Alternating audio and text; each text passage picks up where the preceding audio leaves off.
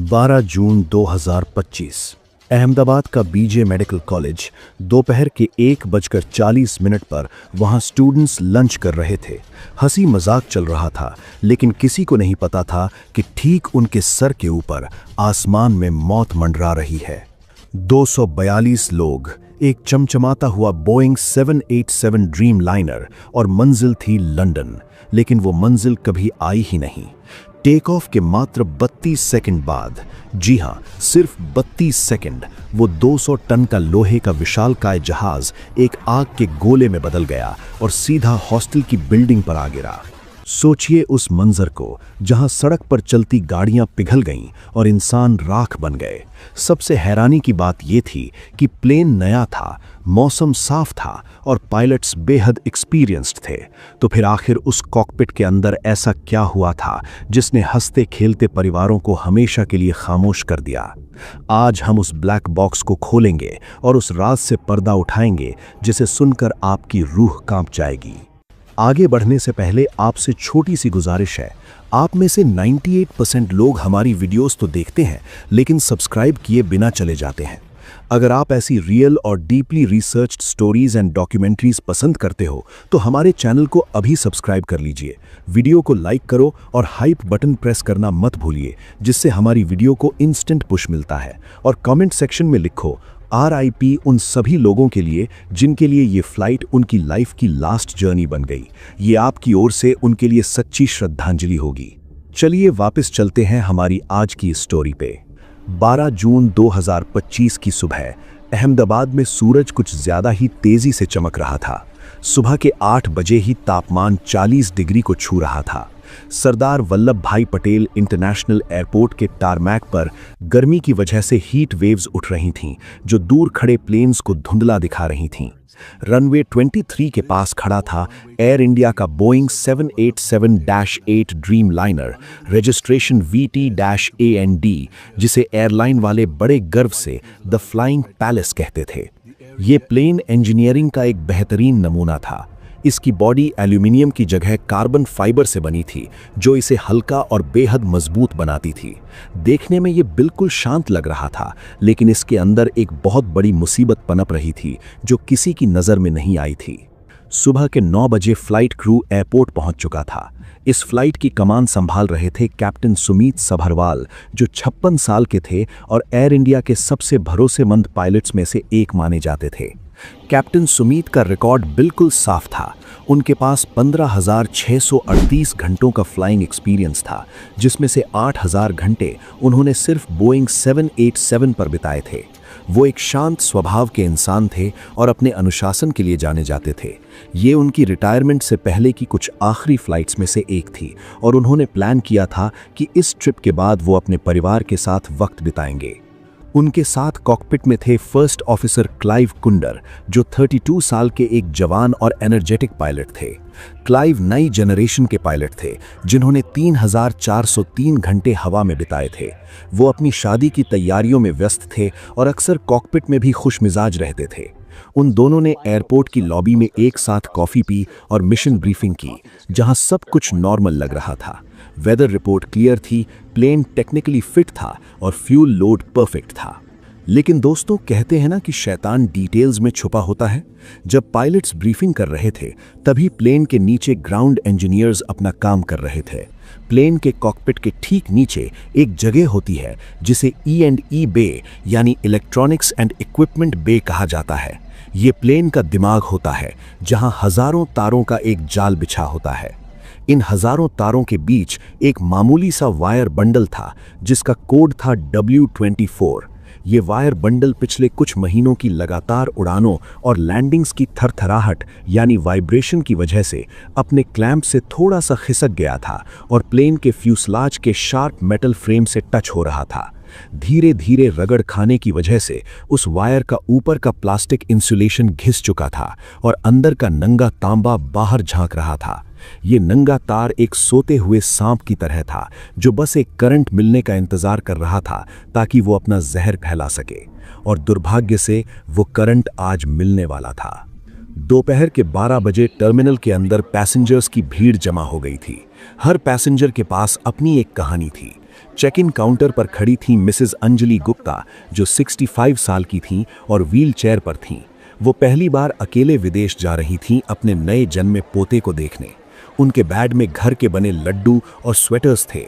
वो बार बार स्टाफ से पूछ रही थीं, बेटा प्लेन में डर तो नहीं लगेगा ना? उन्हें क्या पता था कि उनका डर आज सच होने वाला था। लाइन में थोड़ा पीछे खड़े थे दो दोस्त, रोहन और अरव, जो आईटी इंजीनियर्स थे और अपनी पहली ऑन साइट जॉब के लिए लंदन जा रहे थे। उनके चेहरे पर सपने थे और आंखों में चमक थी। वो अपने फोन पर व्लॉग बना रहे थे। 1:15 पर बोर्डिंग शुरू हुई। पैसेंजर्स टनल से होते हुए प्लेन के दरवाजे तक पहुंचे, जहां एयर होस्टेस मीरा सबका मुस्कुराते हुए स्वागत कर रही थीं। नमस्ते, वेलकम अबॉर्ड। मीरा की ये पहली इंटरनेशनल फ्लाइट थी और वो बहुत एक्साइटेड थीं।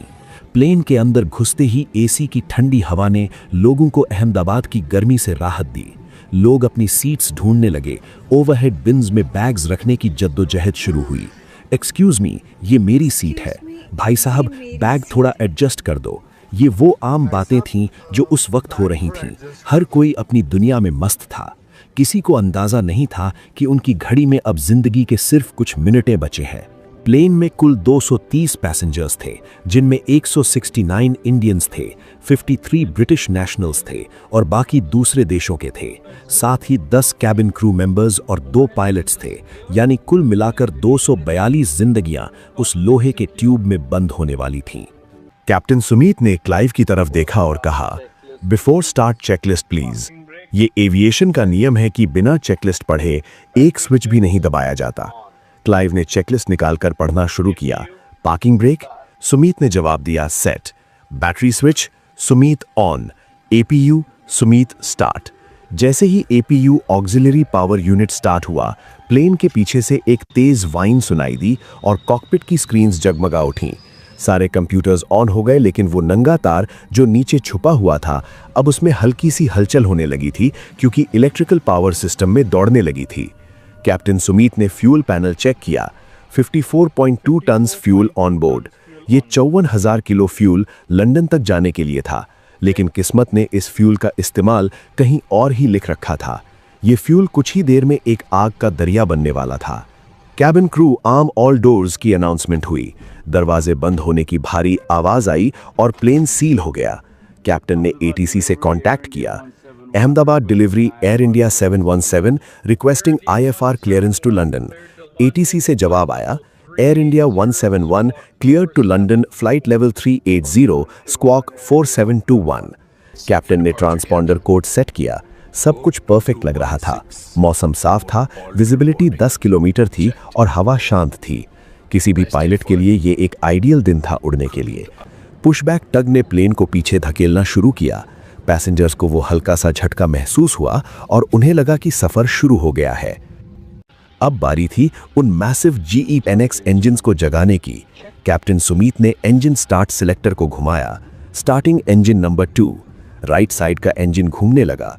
एक दबी हुई गरज के साथ इंजन स्टार्ट हुआ और फिर लेफ्ट इंजन स्टार्ट किया गया। दोनों इंजन्स की पावर से पूरा प्लेन थरथरा गया। वाइब्रेशन शुरू हुई और यही वो वाइब्रेशन थी जिसने उस लूज वायर को मौत के मुंह में ढकेल दिया। वो नंगा तार अब मेटल फ्रेम से बिल्कुल टच होने वाला था। बस एक झटके की देरी थी। प्लेन ने टैक्सी करना शुरू किया रनवे 23 की तरफ। ये 2 किलोमीटर का टैक्सी रास्ता उन 242 लोगों की जिंदगी का आखिरी शांत सफर था। कैबिन में सेफ्टी डेमोन्स्ट्रेशन चल रहा था। ज्यादातर लोग फोन में बिजी थे या बातें कर रहे थे। उन्हें लग रहा था कि ये सब बस फॉर्मेलिटी है। प्लेन रनवे के थ्रेशोल्ड पर आकर रुक गया। सामने लंबा काला रनवे था। एटीसी ने फाइनल क्लियरेंस दी। Air India 171 runway 23 cleared for take off. Captain ने थ्रस्ट लेवर्स को आगे बढ़ाया और इंजन्स ने दहाड़ना शुरू किया। 70,000 पाउंड्स का थ्रस्ट रिलीज हुआ और प्लेन ने दौड़ना शुरू किया। स्पीड बढ़ती गई। 80 नॉट्स, 100 नॉट्स। प्लेन रनवे पर तेजी से भाग रहा था। वाइब्रेशन बढ़ गई थी और तभी उस E&E बे में वो नंगा तार मेटल से रगड़ खा गया। स्पार्क, एक चिंगारी निकली। जैसे ही वो स्पार्क नीचे E&E बे में हुआ, एक इलेक्ट्रिकल स्पाइक पैदा हुई जो सीधा फ्लाइट कंट्रोल कंप्यूटर की तरफ दौड़ी। लेकिन अभी कुछ नहीं हुआ था क्योंकि प्लेन टेक ऑफ रोल पर था। स्पीड 140 नॉट्स क्रॉस कर चुकी थी। फर्स्ट ऑफिसर क्लाइव ने कॉल आउट किया V1। इसका मतलब था पॉइंट ऑफ नो रिटर्न। अब अगर इंजन्स फट भी जाएं तो प्लेन को हवा में ही जाना पड़ेगा। जमीन पर रुकने के लिए रनवे खत्म हो चुका था। रोटेट। कैप्टन सुमीत ने कंट्रोल कॉलम को पीछे खींचा और वो 220 टन का लोहे का पहाड़ जमीन छोड़कर हवा में उठ गया। टायर्स के जमीन छोड़ते ही प्लेन ने स्मूथ क्लाइंब शुरू किया। लैंडिंग गियर लेवर को ऊपर किया गया।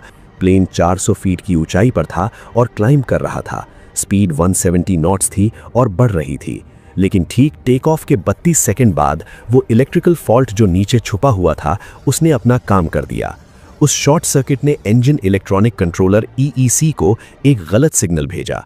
सिग्नल ये था कि both fuel control switches move to cut off. ये एक घोस्ट कमांड थी, यानी पायलट्स ने स्विच को छुआ तक नहीं था, लेकिन कंप्यूटर को लगा कि पायलट्स ने इंजन बंद करने का ऑर्डर दिया है। उसने तुरंत ऑर्डर फॉलो किया और एक झटके में फ्यूल वाल्व्स बंद कर दिए और high pressure fuel pumps shut down हो गए। इंजन्स की गरज बंद हो गई। सन्नाटा, वो भयानक सन्नाटा जो सिर्फ हवा की सरसराहट से टूटा। थ्रस्ट गायब हो गया। प्लेन को जो धक्का ऊपर ले जा रहा था वो खत्म हो गया। कैप्टन सुमीत की आंखें इंस्ट्रूमेंट्स पर जम गईं, जहां N1 यानी इंजन फैन स्पीड तेजी से नीचे गिर रहा था। उन्होंने चिल्लाया, we lost thrust, engines rolling back. Clive ने तुरंत स्विचेस चेक किए। वो अभी भी रन पोजीशन पर थे, लेकिन स्क्रीन्स कह रही थीं कट ऑफ। ये कैसे हो सकता है? कैप्टन ने थ्रॉटल लेवर्स को आगे पीछे किया। टोगा टोगा चिल्लाया, लेकिन इंजन्स ने कोई जवाब नहीं दिया। वो मर चुके थे। जनरेटर्स ऑफ होने की वजह से कॉकपिट की मेन स्क्रीन्स ब्लैक हो गईं और सिर्फ स्टैंड बाय इंस्ट्रूमेंट्स चल रहे थे। इमरजेंसी लाइट्स ऑन हो गई थीं। प्लेन ने अपनी अपवर्ड मोमेंटम खो दी और ग्रेविटी ने उसे पकड़ लिया। स्टॉल वार्निंग का स्टिक शेकर एक्टिवेट हो गया। कैप्टन के हाथ में स्टिक बुरी तरह थरथराने लगा। ब्र ब्र ब्र ब्र। ये आवाज़ पायलट को बताती है कि विंग्स अब लिफ्ट पैदा नहीं कर रहे हैं और प्लेन गिरने वाला है। कैप्टन सुमीत ने आखिरी कोशिश की, lower the nose, gliding speed, लेकिन उनके पास ग्लाइड करने के लिए ऊंचाई ही नहीं थी। सिर्फ 400 फीट। नीचे घनी बस्ती और कॉलेज का हॉस्टल था। कैप्टन ने क्लाइव की तरफ देखा। उनकी आंखों में कोई डर नहीं था, बस एक हेल्पलेस सवाल था, और क्लाइव ने भी समझ लिया था कि ये अंत है। उन्होंने बस इतना कहा, मे डे मे डे। नीचे BJ मेडिकल कॉलेज के हॉस्टल की कैंटीन में स्टूडेंट्स लंच कर रहे थे। उन्होंने एक अजीब सी परछाई देखी और फिर वो आवाज सुनी। प्लेन का नोज 8 डिग्री ऊपर था, लेकिन वो पत्थर की तरह नीचे गिर रहा था। सबसे पहले प्लेन का लेफ्ट विंग हॉस्टल के कंपाउंड में लगे एक पुराने बरगद के पेड़ से टकराया, लेकिन बाकी का प्लेन, कॉकपिट और पीछे के सारे पैसेंजर्स सीधा हॉस्टल ब्लॉक B की 4 मंजिला बिल्डिंग में जा घुसा। धमाका। आवाज ऐसी थी जैसे धरती फट गई हो। 54,000 लीटर जेट A1 फ्यूल जो विंग्स में भरा था, वो इम्पैक्ट के साथ ही वेपराइज हुआ और एक मैसिव फ्यूल एयर एक्सप्लोजन हुआ। शॉक वेव इतनी तेज थी कि 2 किलोमीटर दूर एयरपोर्ट के शीशे हिल गए। हॉस्टल की बिल्डिंग ताश के पत्तों की तरह धाराशायी हो गई। कंक्रीट और लोहा पिघलकर एक हो गया। इम्पैक्ट इतना सिवियर था कि सीस्मिक सेंसर्स ने इसे भूकंप की तरह रिकॉर्ड किया। इम्पैक्ट के तुरंत बाद जो मंजर था वो किसी नरक से कम नहीं था। धूल और धुएं का एक काला गुब्बार छाया हुआ था। हॉस्टल के मलबे के नीचे स्टूडेंट्स दब गए थे जो प्लेन के गिरने से पहले वहां मौजूद थे। 19 स्टूडेंट्स जो कैंटीन और हॉस्टल लॉबी में थे, उनकी मौके पर ही दर्दनाक मौत हो गई। वो बिना किसी गलती के मारे गए थे और आसपास के इलाके में आग और मलबे की वजह से 60 से ज़्यादा स्टूडेंट्स बुरी तरह घायल हुए थे। किसी का हाथ जला था तो किसी के ऊपर कंक्रीट गिरा था। चीख पुकार मची हुई थी। लोकल लोग मदद के लिए दौड़े, लेकिन आग की तपिश इतनी थी कि 100 मीटर पास जाना भी नामुमकिन था। जेट फ्यूल की आग पानी से नहीं बुझती, उसे फोम चाहिए होता है। शाम हो चुकी थी। आग अभी भी धड़क रही थी। NDRF की टीम्स फ्लड लाइट्स लगाकर मलबा हटा रही थीं। उम्मीद बिल्कुल खत्म हो चुकी थी। नो सर्वाइवर्स का मैसेज रेडियो पर चल रहा था। बॉडीज इतनी बुरी तरह जल चुकी थीं कि DNA टेस्ट के बिना पहचान नामुमकिन थी। अब शुरू होनी थी इन्वेस्टिगेशन। ब्लैक बॉक्स जो अभी भी उस जलते हुए मलबे में कहीं दबा हुआ था, उसके पास ही सारे जवाब थे कि आखिर वो इंजन्स बंद क्यों हुए। क्या पायलट ने गलती की थी या प्लेन में कोई भूत था? जब इन्वेस्टिगेटर्स ने उस ब्लैक बॉक्स को खोला तो जो सच सामने आया उसने बोइंग कंपनी की नींदें उड़ा दी और एविएशन इंडस्ट्री में हल्ला मचा दिया। हादसे के अगले 24 घंटे अहमदाबाद के लिए किसी भयानक सपने से कम नहीं थे। बीजे मेडिकल कॉलेज का वो हॉस्टल अब मलबे का एक ढेर बन चुका था, जहां से अभी भी धुआं उठ रहा था। पूरा इलाका पुलिस ने सील कर दिया था और वहां सिर्फ AAIB और DGCA के ऑफिशियल्स दिख रहे थे, जो सफेद प्रोटेक्टिव सूट्स पहने हुए थे। उनका काम लाशें ढूंढना नहीं था, उनका काम उस कातिल को ढूंढना था जो अभी भी उस मलबे में छुपा हुआ था। अमेरिका से NTSB और बोइंग की स्पेशल गो टीम भी पहुंच चुकी थी, क्योंकि ये हादसा बोइंग 787 के हिस्ट्री पर एक बहुत बड़ा दाग था। एक नया प्लेन बिना किसी मौसम की खराबी के कैसे गिर सकता है, ये सवाल पूरी दुनिया पूछ रही थी, लेकिन जवाब सिर्फ 2 ऑरेंज रंग के बॉक्सेस में कैद था। ब्लैक बॉक्सेस जो 14 जून की सुबह मलबे के सबसे नीचे दबे हुए मिले। वो आग से काले पड़ चुके थे, लेकिन उनका मेमोरी मॉड्यूल इंटैक्ट था। उन्हें तुरंत स्पेशल प्लेन से दिल्ली के फ्लाइट रिकॉर्डर लेबोरेटरी भेजा गया। लैब के अंदर माहौल बेहद तनावपूर्ण था। इंजीनियर्स ने FDR और CVR का डेटा डाउनलोड किया। सबसे पहले CVR सुनी गई ताकि पायलट्स की आखिरी बातें पता चल सकें। सबको उम्मीद थी कि शायद कोई टेररिस्ट एंगल होगा या पायलट ने कोई गलती की होगी, लेकिन जब रिकॉर्डिंग प्ले हुई तो इन्वेस्टिगेटर्स सुन रह गए। टेप पर कैप्टन सुमीत की आवाज़ बिल्कुल शांत और प्रोफेशनल थी। V1 रोटेट पॉजिटिव रेट, और फिर अचानक इंजन्स बंद होने की आवाज़, और फिर कैप्टन की हैरानी, वी लॉस्ट थ्रस्ट, और फिर वो आखिरी शब्द, मेडे। वहाँ कोई हाईजैकिंग नहीं थी, कोई पायलट सुसाइड नहीं था। वो दोनों आखिरी सांस तक प्लेन को बचाने की कोशिश कर रहे थे। CVR ने पायलट्स को निर्दोष साबित कर दिया था, लेकिन असली राज FDR के डेटा में छुपा था। जब डेटा ग्राफ स्क्रीन पर आया तो बोइंग के इंजीनियर्स को अपनी आंखों पर यकीन नहीं हुआ। ग्राफ दिखा रहा था कि एल्टीट्यूड 400 फीट पर थी, और ठीक उसी वक्त left and right engine fuel control switches का स्टेटस रन से बदलकर कट ऑफ हो गया था। ये डेटा देखकर रूम में सन्नाटा छा गया। एक इन्वेस्टिगेटर ने पूछा, क्या कैप्टन ने गलती से स्विचेस बंद किए? लेकिन ये नामुमकिन था, क्योंकि ये स्विचेस डिटेंट मैकेनिज्म से प्रोटेक्टेड होते हैं। उन्हें गलती से बंद नहीं किया जा सकता, उन्हें उठाकर घुमाना पड़ता है। और CVR पर कोई क्लिक साउंड नहीं थी जो स्विचेस के फिजिकल मूवमेंट को कंफर्म करे। यहाँ एक बहुत बड़ा विरोधाभास था।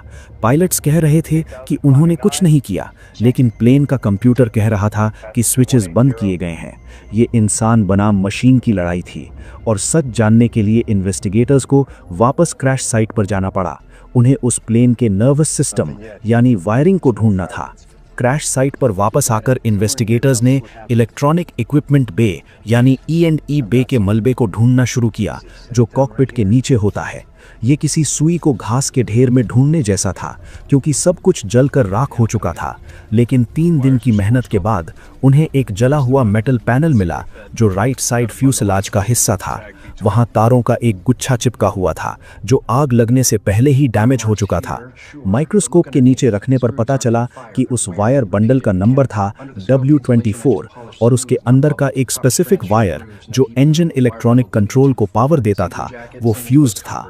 ध्यान से देखने पर पता चला कि वो वायर पिछले कई महीनों से प्लेन के मेटल फ्रेम रिब 4 से रगड़ खा रहा था। हर टेक ऑफ और लैंडिंग की वाइब्रेशन ने उसके ऊपर का प्रोटेक्टिव इंसुलेशन घिस दिया था। और उस दिन, उस 32वें सेकंड में जब प्लेन ने टेक ऑफ पावर ली, तो वाइब्रेशन मैक्सिमम थी और वो नंगा वायर मेटल फ्रेम से टच हो गया। कहानी अब शीशे की तरह साफ थी।